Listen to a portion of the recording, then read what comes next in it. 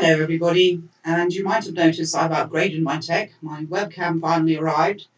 I hope it's going to be a bit better, and I probably might even do some editing soon.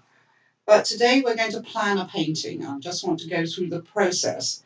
This applies to illustration, and it applies to paintings you want to do. So let yourself have a good old scribble with the themes you have in mind, try out ideas, and the big thing for this is layout paper.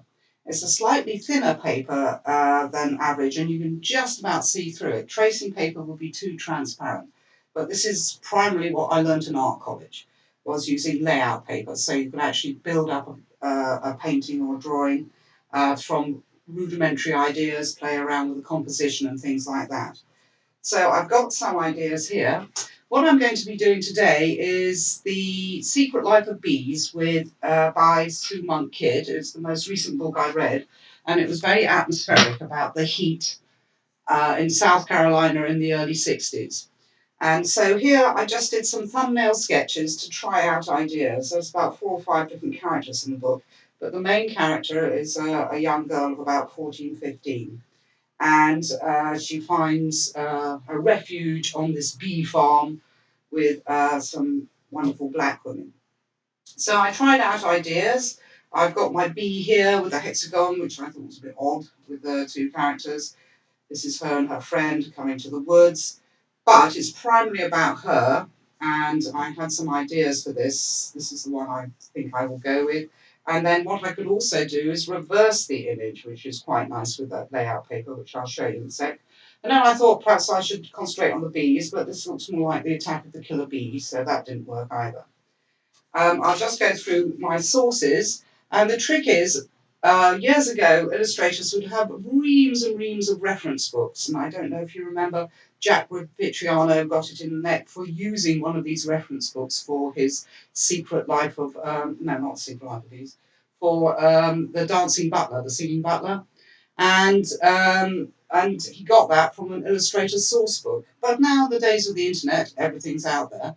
But being an old-fashioned kind of girl, I have actually used books. Hang on a sec. So I've got various sources here. This has been playing around in my mind for several days now.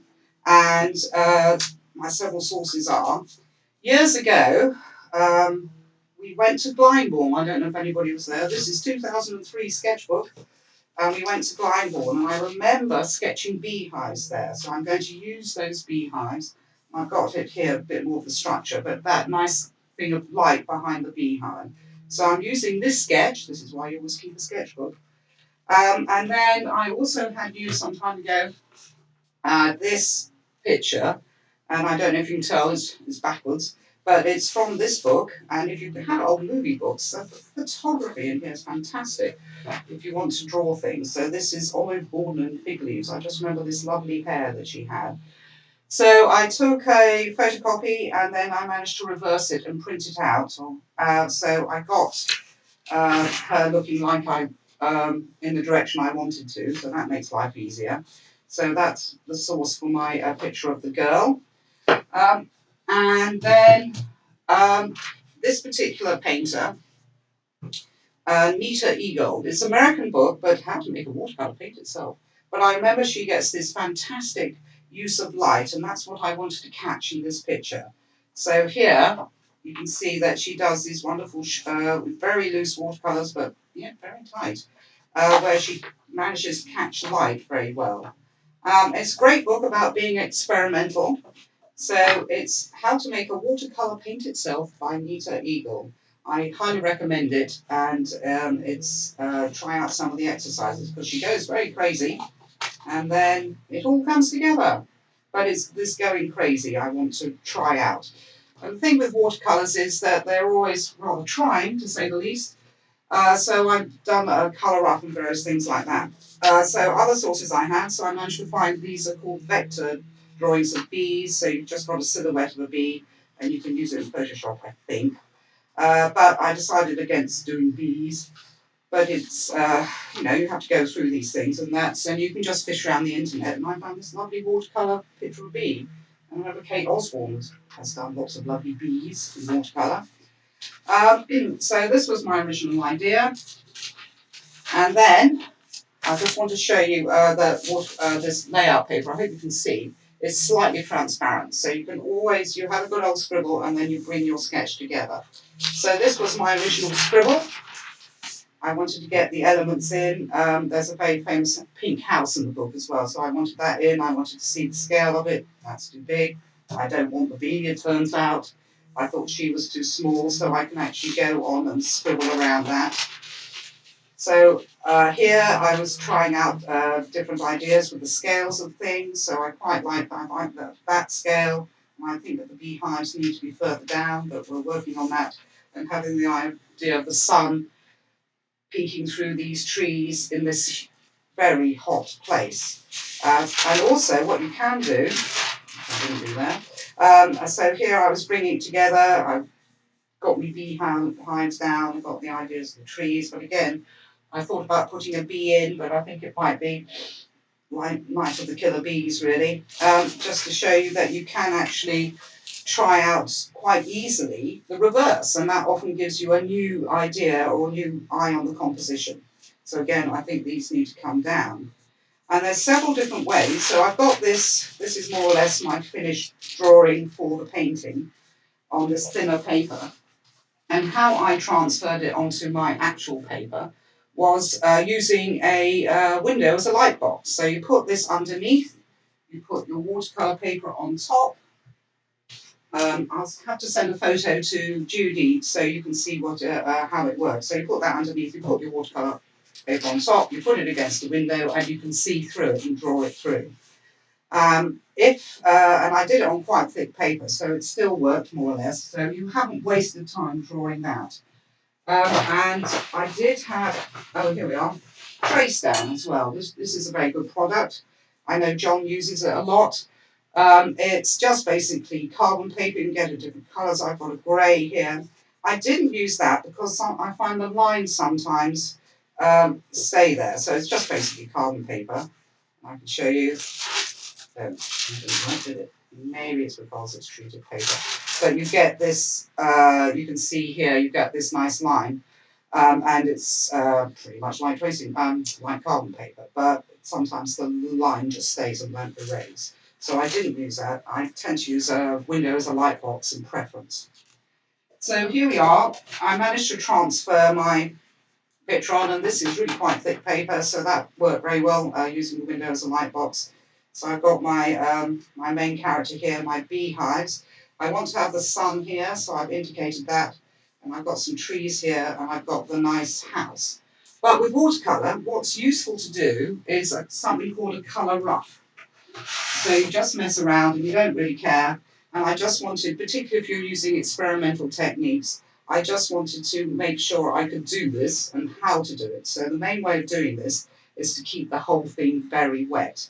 So I might have to break off and use the hairdryer. It's always a very good watercolourist tool. And maybe stop the video, but I am not sure yet. Anyway, so I was trying out ideas, trying out colours, see how things work. Don't like her madly, so I think I might bring her down to be almost a ghostly form. But I enjoy doing that very much. So, what I've also done here is to catch some light bits here. And just to save time, I think I would have done it on the original pale orange wash, which I'm going to put on now. But just to save time, I put it on here. So I've got masking fluid here and around her. I didn't put it on the sun because I want that not to be a complete white shape. I wonder if that was a good idea. But never mind, let's go. So I've squeezed out my palette of tube watercolours. It's only because their intensity is very good. And this is probably the palette I'm using. So I've got quinacridone gold, which turns out to be too green. I've got a nice cadmium yellow. This is raw umber, because I don't have any burnt umber. That's burnt sienna. That's sepia. And this is Payne's grey. In fact, I'll just demonstrate what colours they are for you. It's always useful to know. But good old Payne's grey. This is actually what are they? Van Gogh colours. And that's not so blue. Just to have a bit of darkness, this is sepia, which is a lovely brown actually. It's nicer than burnt umber, I think. It's very cool, and you see how dark it is. And I will tend to use tube watercolours when I'm doing watercolours, just because the colours are punchier, and I'm not patient enough, so I like to get things done pretty much the first time round. So that's my burnt sienna, which will disappear very fleetingly. Here's the quinacridone gold, which is a green tinge, but it is a lovely yellow. You can see a bit like a little bit of green in there or something. This is the yellow, because this is going to be primarily yellow, so this is a nice yellow. And this is raw sienna, because I don't have any burnt. So I'm hoping to make that up. I've also got my St. Petersburg colours here. If I need a colour, for instance, I'm probably going to use that green and those oranges. So they're there, just waiting for me to use. And we will get started. I just want to show you some effects, actually, while I'm here. If I can remember where I put my sprayer, which is just here. So you can have this nice effect sometimes. Can you see when you're on a wet wash? Ooh, cool. And I think one of the future lessons I will do is an experimental watercolour day, because it's such fun. Yes, look at that, but don't overdo it. But you can get really nice effects with that, so I'm hoping some of that will come out in the painting. Trick with watercolour is you never know quite what it's going to do if you're going to be experimental. So just try it out, really. So here we've got the main painting. What I'm going to do is, I think, spray the whole piece of paper. I'll just remove that. Spray the whole piece of paper with water. And I'm going to go over it with a big brush and a nice sort of golden orangey colour. So that's all sprayed. This is actually 300 gram paper, I think. No, 450 gram paper. Cecil Price uses that. I just happen to have a bit lying around. And I thought it would work, particularly when you're doing a lot of wet painting. So I'm going to try and mix up my orange. I'm taking some from my St. Petersburg. Ooh, yummy. And then I'm just going to add a little bit of yellow to that, perhaps a little bit of that as well with my big brush. And I'm going to start with the sun. So I want to keep that white. And then I'm just going to go over pretty much the whole thing. I think I'll need a bigger brush. So I've got this nice big squirrely thing. And I'm just going to go over the whole thing with water, with this nice wash that I made. And with watercolour, when you paint like this, you have to just go with it. So I'm hoping the watercolour will do some weird and wonderful things, and then I will just follow behind it, as it were. And I'm actually going to paint over the whole thing, more or less in this colour. Yeah, I think I made it too wet, but never mind. And I want to have that more or less over the whole painting. And of course, trouble with watercolour is you have to wait for it to dry. And I'm going to take it up here as well, so you get that real steamy heat. It was set in, as I say, South Carolina in the 60s. And in the southern states of America, it's just so hot. And before air conditioning, it was just miserable. You had to be really tough to live there. You lie down in the afternoon, I imagine. So I want that nice, bright, lighter colour for the sky. And I want to probably, so what I'm doing here, I'm lifting off some of this, because I want that to be quite light. And then I'm going to go for a slightly smaller brush. Oh, I say that. This is a size 12. And I'm going to pick up more of that orange from my palette.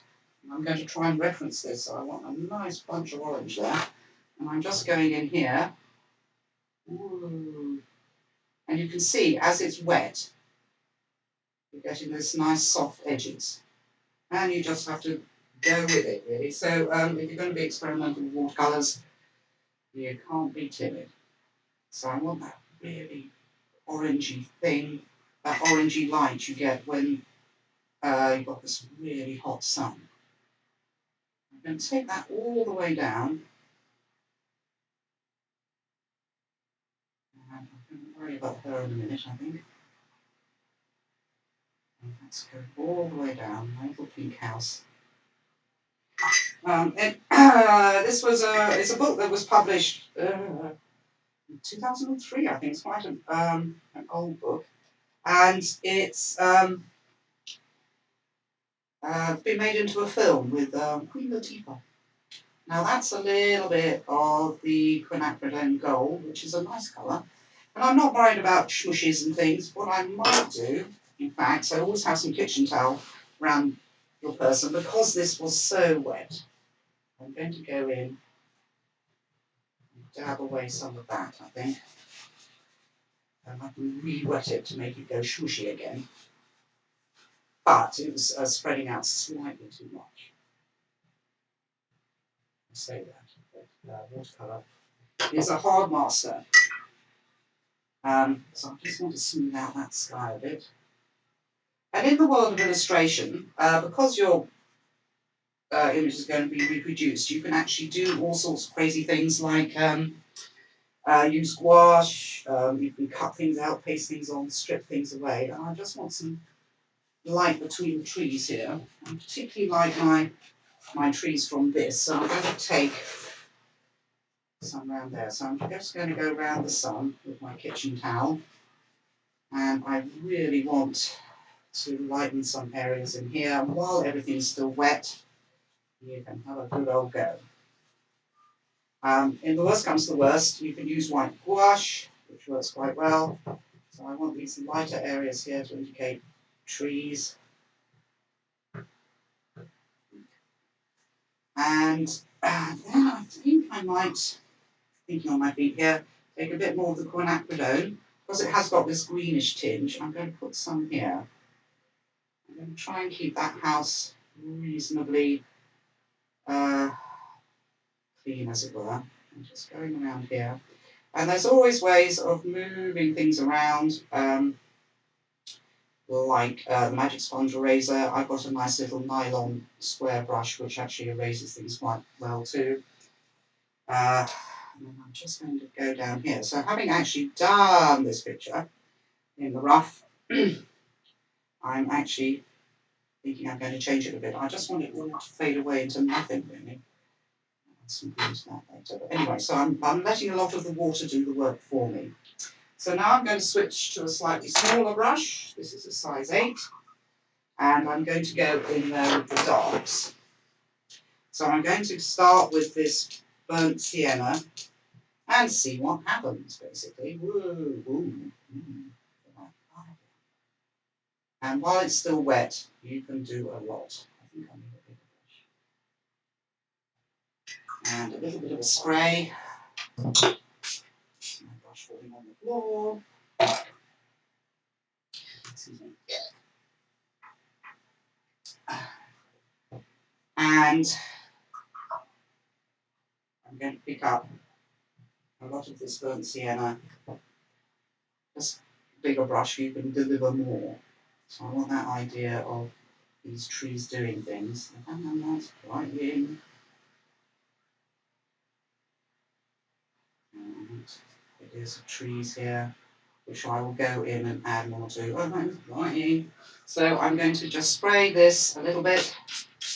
I think you had a demonstration from Cecil Rice when he said if it's dry after 3 hours, you haven't made it wet enough. So I might be able to see his point now. So I want these lovely warm colours coming in here. And back to my big brush. Got these colours down here. And I'm not worrying about detail too much. I want to get this quite free and easy, and that can be working fine. A bit of yellow and orange in here.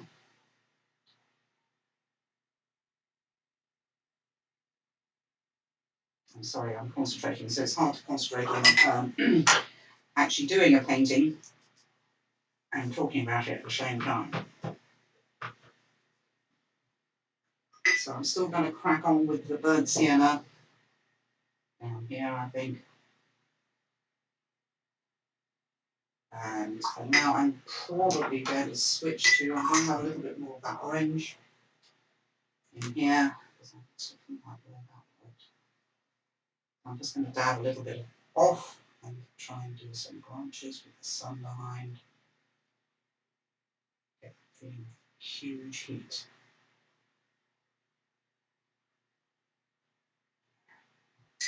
And orange. And some. So I'm just going to wet that a little bit.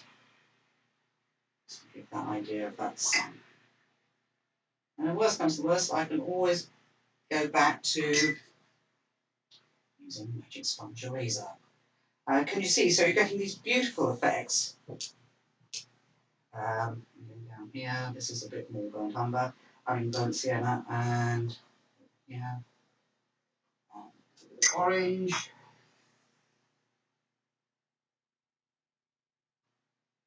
You can see, so I'm being quite free.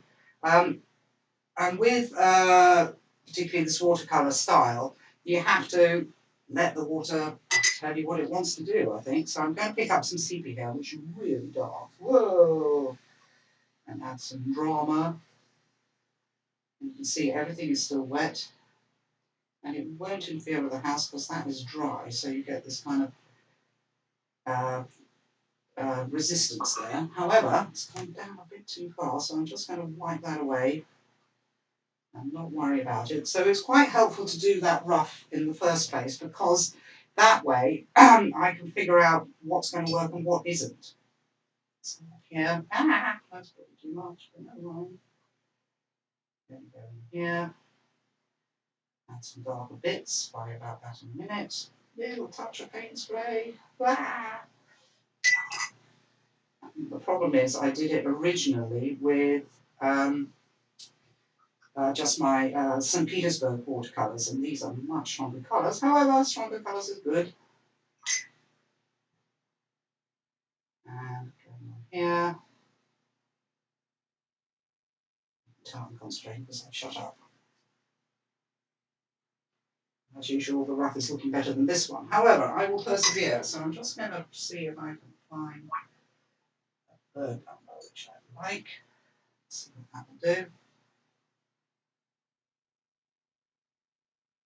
See, so I'm taking that as a tree shape. So you're getting some really nice shapes in here.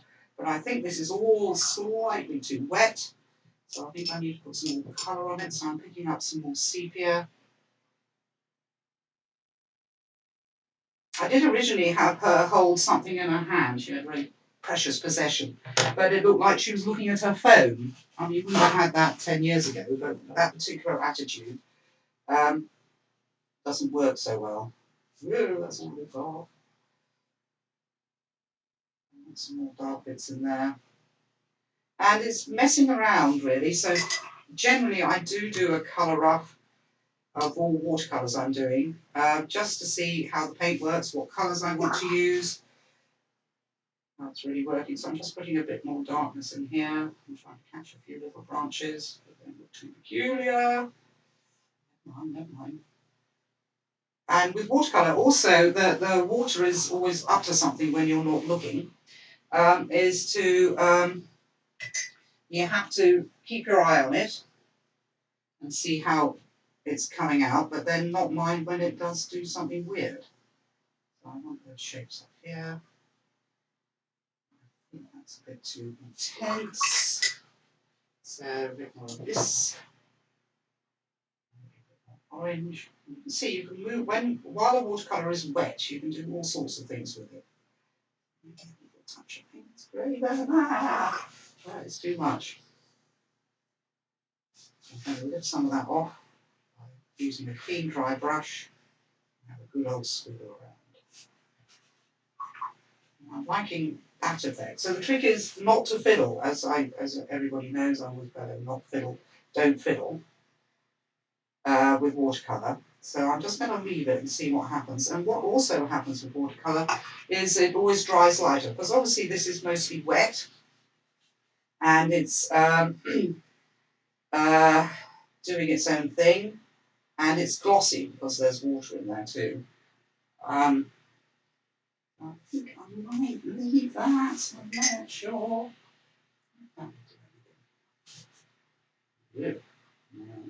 I see I'm fiddling now.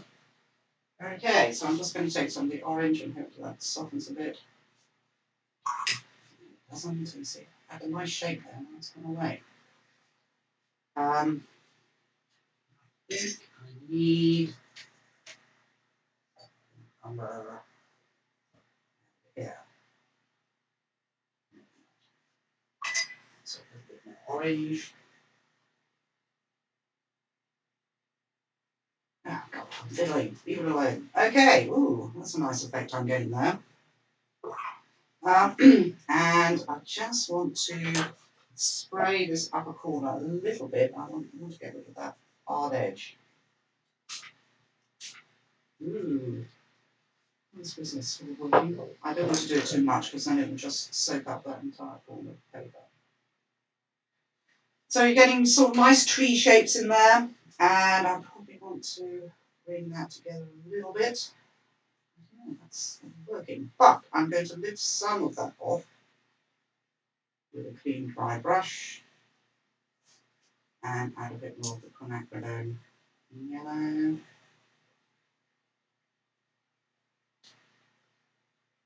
So I'm getting that idea of that really, really hot heat and this rather sad girl.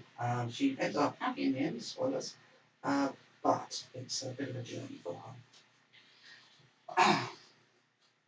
And I'm liking that effect, so I'm just going to bring that over. And then in the original I had a little path, but I might wait for that to dry a bit. And then here, I think I might stick with the quinacridone gold and not the green.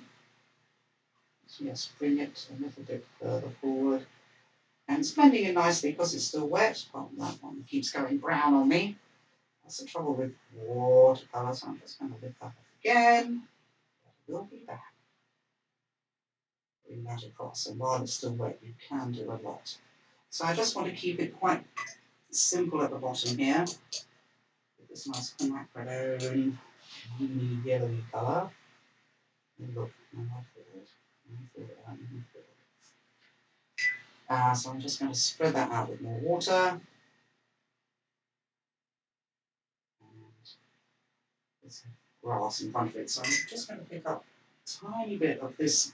It's almost like green gold from the paint box. And I just want to have a sort of hint of grass growing up on the green palette. And I'm just going to smooth, I like that, so I just want to smooth this out a little bit. I may have to go back in and add some more, but I'm just going to add water to that little bit so it kind of drains away in the bottom of the picture. Now, I've got lovely olive critterage. I'm just going to, get some of this wash away. What I might do, and every watercolourist should have one to hand, is use a hairdryer.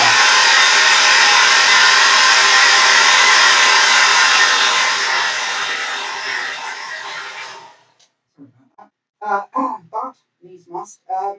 So here, and I didn't want her as vivid as she was in the colour up I did, and she's looking a bit silly. So I'm just going to use variations of the burnt sienna. Just squeeze out a little bit more burnt sienna. Because this was actually the corn make, which is this very posh make from America. I don't have any examples here. And I'm finding it a bit grainy, but this is a good old Winsor & Newton, a bit old. It's in there, and I know what that does. So each make of paint is slightly different. And I really, really like my Winsor & Newton, and each different make of paint, their colours are slightly different too. So find out what you like I'm just finding my reference for her. It's here somewhere. And I just want to start adding colour. I want her to almost disappear into the quinacridone. So I'm going to use some of that. You can see where I put masking fluid, you can see that it's resisting the paint. So I'm just going over here. I can tidy that up later, but I'm going to crack on doing this into the kitchen towel. And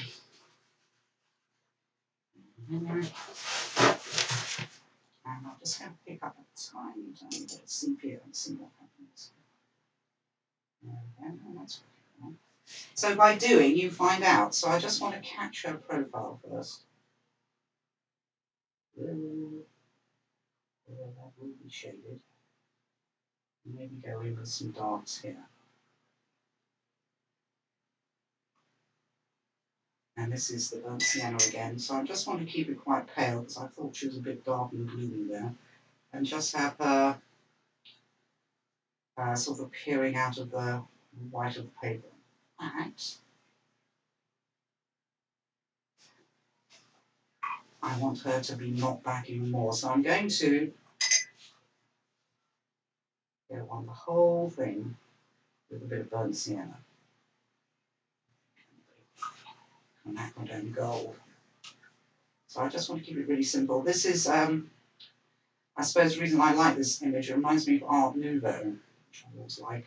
All these lovely ladies with their very long hair. And then I just want to have a look at how the shadow is playing on my my lady. So I'm just going to use her as a reference. And I am going to go quite swooshy, I think. So first things first, let's put a nice wash on here. I'm just using my kitchen towel. Oh, there we are. She's all disappearing in there. And, I don't know how many people try painting people in watercolours. It's very difficult. But I'm going to give it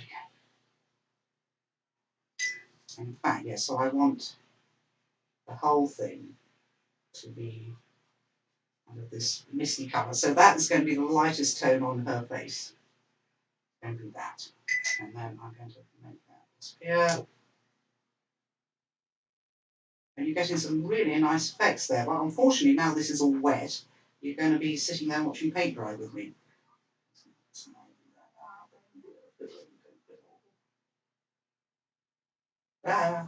So, to the minimum. So what I can do while she's drying a bit, but you're getting these really nice effects. So I wonder if I could add a few more colours in here. And this is why I like using tube watercolours.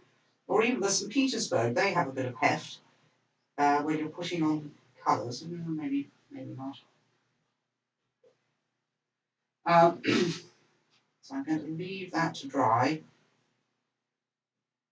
I think, and go back when she's dried. Then I can pick out some things. But there's some interesting things happening here. I'm just looking, and she has got a chin. You can see that's the pure pigment going on the paper. She's got a chin and a neck that's in shadow, which is a bit weird now because I'm fiddling. Oh, hell. Never mind, never mind. So I'm going to use a clean, dry brush, just drying it on my kitchen towel, and I'm going to lift this off. I think this is the trick of trying to paint people in watercolour. So you have to lift areas off. Hoping the water will do the work for me. So I'm going to leave that alone, so I need another fiddle. And then I'm going to go on and do beehives. So I'm going to go back to my original reference, just for fun of it. And they're painted quite loosely, as you can see, so I'm hoping I can emulate that a bit. So I'm going to pick up, I've got some yellow ochre down here, so let's get a bit of yellow ochre going. So we want to get the idea of this hot heat underneath these beehives. So I'm going to give them a little wash of yellow ochre. And same here.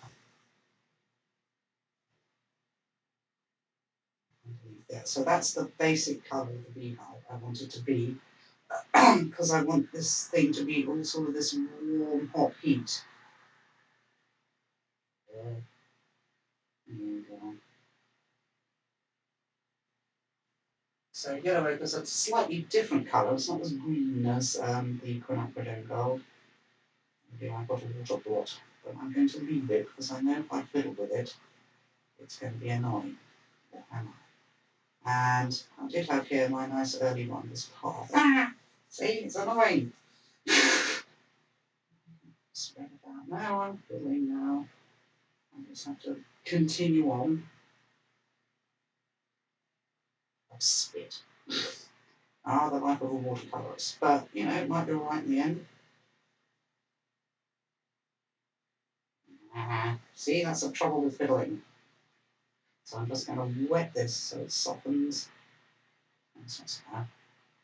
Right, because it's mostly damp. Kate Oswald gave me a great tip, was actually when you're worrying about if the watercolour is still wet, you just touch the paper.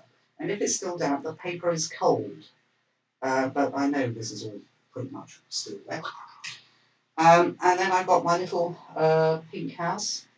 I didn't realise it's a bit pink, so I'm just going to go back. A bit of sepia there. This is a little house that's got a wraparound veranda.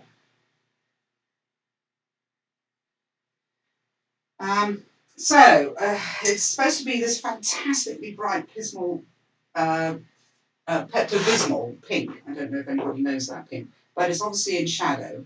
I thought pink would just jar, I mean really bright pink would just jar terribly against that. So, but I'm going to try it again actually. So I'm going to try just use a coolish red to make up a pink and see what happens after that. It's still there. And just paint that in, and obviously the pink bit goes down here as well. So that's sort of the start. Ooh, and now that paint is wet is mixing in, but triggers not to mind. And then you will have the darkness of the veranda underneath, but that is still wet, so I've got to leave it for the moment. And actually here, I might add a little bit more grass to keep me out of trouble, because I know this is all wet. I might have to get the hairdryer out. Again, so I just want these shapes of grass. Oh no, I should put it to the end. Right, so I'm going to soften that with water. I'll about there in a minute. I'm sorry to say I'm going to have to get the hairbrush out and hairdryer out again. But I'm going to try. Let's try. So I'm taking off a little bit of bits here. And I'm just going to try and put the leaves under this. Oh, sorry, this is baked away. That's a bit harsh, so what I'm going to do is just clean, dry brush.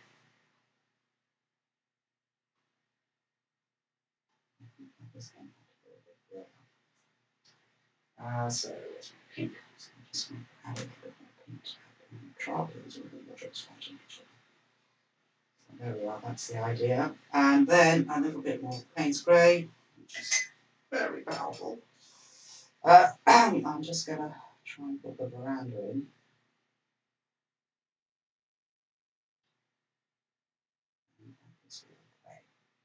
So I'm going to go back and tweak that later once it's dry. So with watercolour, you do spend a lot of time watching paint dry. So quite a good thing to do is have several watercolours on the go at the same time, so you can go from one to the other. And she is, yeah, she's a little bit cold. And they are not bad. So I'm going to try and bring my beehives together. So we want some shadow here. That's a bit harsh because this paint is very powerful. This, as I said, is the Van Gogh. And then there's these different layers, aren't there, in the beehive. And actually that goes down to a tiny bit of sepia. And you can see the paint is still wet. It feels cold to the touch, slightly damp. And you can see while it's slightly damp, the paint will spread out, which is okay. I don't mind it. So I'll just repeat that process for the other ones. Yeah, enlarge, sepia. So under here. Get back here. Ooh, that's a bit too grey, so I'm just going to have sepia. Sepia. Sepia. And a bit shadow under there. There. Catches the edge there. And then this one. So two. And you can see the difference actually. So that is very wet, and this is drying out a little bit. So there's a little notch there. And let's do the same for the last one. Let's see how that's feeling about it. Just underneath the green beehive. I'm just going under there. And then we've got this ledge here. So move to that. Ah, that's too much. I'm just going to soften that again with a clean dry brush. Ooh, that's nice. I want to catch the edges of this as well. So I want to leave the this little ledge there in the original yellow ochre colour. I'm going to darken these areas here just to get that feeling of light. And again, so that's there, and then this ledge here. Catch that feeling of that being a little lighter. Bit of tidying up, I think that needs a little bit more dark. Sorry, I'm getting involved in the painting now. Oh, too much dark. Okay, so I'm getting the idea of beehives, and now I need to do that to that one too. Get this feeling of that little light edge. And here.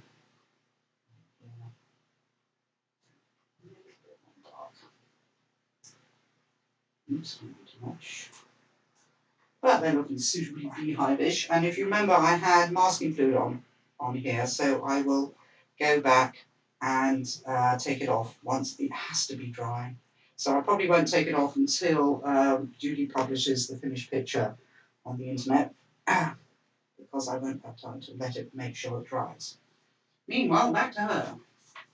So yeah, she's all right. So this is the tricky bit. So I've got my reference photograph here. I can go away temporarily.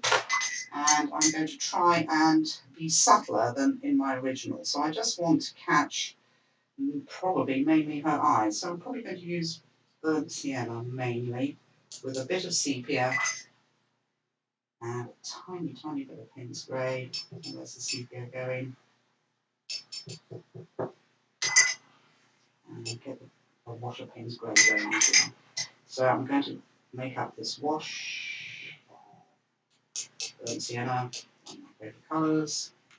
And I'm just going to start thinking about trying to bring her together. So this is the shadow around her eye. It might be helpful if you can see her. You can see what I'm trying to do. So when painting people in watercolour, being able to lift off and being able to paint wet in wet is very useful. So I'm going to use the burnt sienna mainly to be the shadow. That's the shadow here. And you can see these lines are rather harsh. But what I'm going to go into do now is soften them with water. And luckily the paper is still slightly damp. So the softening hopefully will work. It's not until the nose. So I want that in there. So that's softened. Yeah, the nose is completely disappeared. So again, I'm just lifting off some of this wash with a clean dry brush. And then I want that to be softened. This. And then she's got this chin.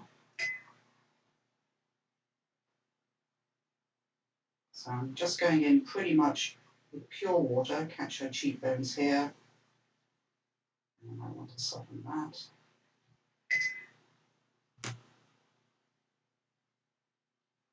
Ooh, now she's looking a bit spooky. And again, this is the lightest part of her face, so I'm probably going to leave that and soften all that instead. And here, so that's the burnt sienna, and that is my main shadow colour. Coming over here, I want her to be kind of mysterious and sad at the same time. So by illustrating a book or a passage of literature, and I sent off some images of different illustrations through time. For instance, the pre-Raphaelites were always at it. They're always illustrating Keats, as far as I can tell, and possibly Tennyson. Thinking of the Lady of Shalott, there were many paintings of Keats's of St. Agnes Eve. So those artists would have been inspired by the poem, being a soppy lot that they were, and then they, got all their relatives together to pose for them and various other things. And was it Lizzie Siddall who was Ophelia? So I'm just going in here trying to catch this. I don't want to go crazy. I want her to be quite subtle. All needs softening. And again, I'm going to have to wait for this to dry a bit so I can put on some good darks. But I'm hoping, I just want to soften the eyelid, that we're getting there. I'm just going to use just water here to soften all that. And I suppose with watercolour, the main thing is experience to see what it's going to do for you, because it's a very hard medium to master. But if you allow yourself to play, and I've been putting things up on my Facebook, Lucy Parker Art School, which has got some nice watercolour play exercises, and I have to put some more up now. I've got the tech. It's painting flat because I like to use a lot of watercolour. A lot of water with my watercolour, so I want it not to drip. So I always paint watercolours flat and generally standing up. Standing up means you're that little bit further away from the work, and you can judge it, and you're not getting very, very, nitpicky about various things. So I'm going to have to wait for a lot of that to dry. Oh, no, here we go. So I'm just going to experiment with this little bit of sepia. You can see this is all quite wet, but actually it might create a nice soft edge. So I'm going to go in there. And reaching. There's always the magic sponge eraser. And there's a nice artist called Jean Haynes. I don't know if anybody's come across her. And she's got this philosophy of painting for the bin, which I think is a very good idea. And, she's a very good artist, but she does a lot of experimental watercolours where she's dripping and spraying and doing all this stuff. And if it doesn't work, it doesn't work. You can always use the back of a piece of paper and not to get too worried about the finished product, because the way you learn is by playing. Gosh, this is one along there. But never mind. Fine. So I just want to catch an indication of her hair. And although she was famous for having this very dark hair, and I just want to soften these lines here. And if the worst comes to the worst, which it clearly does when you're painting people, you can always use pastels or gouache to correct anything that's gone wrong. So I'm going to try and get her rather sad.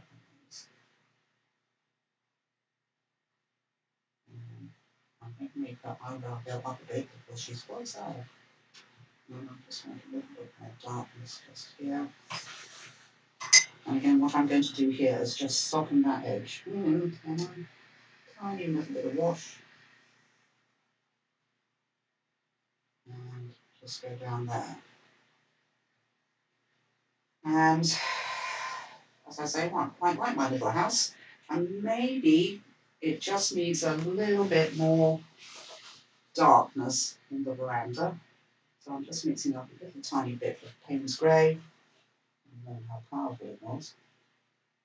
Oops. match that a little bit, and then I'm going over here, make that brown a little bit darker. And thinking about rounders, I'm going to make the whole thing a little bit darker actually. And maybe indicate some steps and have a little path. I'm just going to remove that for a minute. And I think what I'll do, I don't know how much have we done, is stop in a minute, but you can see that I'm getting this nice idea. I've actually managed to do something that I wanted to do, which is quite rare for watercolours. So I'm just picking up a little bit more sepia, define that hair a little bit more. Not do too much more to it, in fact. I'm going to have a little bit of a fiddle. I will take off the masking fluid. Just want to have that idea of her almost disappearing into this very hot landscape. And I'm fiddling. So I'm going to stop now. I hope this inspires you to look at the work of other illustrators and think about, you don't have to do an illustration, but what is such a useful thing, such a useful skill that me and Caroline both did illustration at Brighton, is to how to plan a painting. And if you look back at the work of lots of other artists in the world, you will find that they will always plan paintings. You can see endless sketches of them trying out ideas from Leonardo to the present day. And I think David Hockney was saying was, how can you have ideas? How can you be creative if you can't draw? So I think in art colleges, they might think about teaching drawing again. You never know your luck. So I'm going to tweak and fiddle with this, which will be very dull for you to watch, but you're getting the idea. And I might post a picture to Judy, or I might do another quick video. But I hope that gives you some inspiration and something to do. And do look at my Facebook, Lucy Parker Art School, for some ideas. If you haven't used watercolours before, my cousin was saying, I need to use watercolours. So I did a little demonstration of how to use watercolours for her. And I think I might do another one now I've got new tech. Okay, thank you, and see you next week.